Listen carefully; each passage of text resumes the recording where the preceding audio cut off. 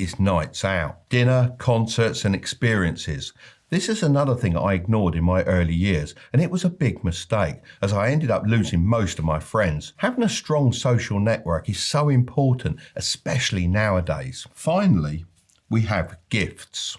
Now, I'm not talking about for yourself, but for your loved ones. This is another one I overlooked. You can see how most of the stuff I teach in these videos comes from me learning from my mistakes. Back when I was focused on chasing my goals, building businesses and growing investments, I often forgot birthdays and special occasions. I was so locked in on the future that I overlooked what mattered in the present. The truth is, I never really cared much about receiving gifts. There's not much I wanted, but it wasn't until I married my wife and we started exchanging anniversary gifts that I finally understood. Gifts aren't about the item. They're about the thought, the connection, and the relationships they strengthen. Step 2 is to preload the fun.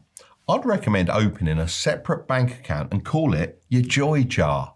This doesn't have to be with a new bank. You can actually have multiple current accounts with the same bank and have them all appear on your mobile banking app, which makes things very simple. Then set up an automatic transfer of 10% of whatever you make to be deposited into this account every single month. So if you make $2,000, send $200. If you make $10,000, send $1,000. It doesn't matter how much it is, the percentage is what keeps it sustainable. Just make sure you don't cheat.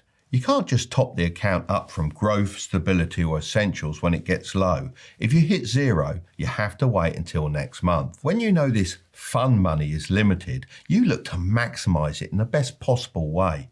This is exactly how you protect your goals without feeling like you're missing out every time your friends suggest dinner or you pass something in a shop that you really love.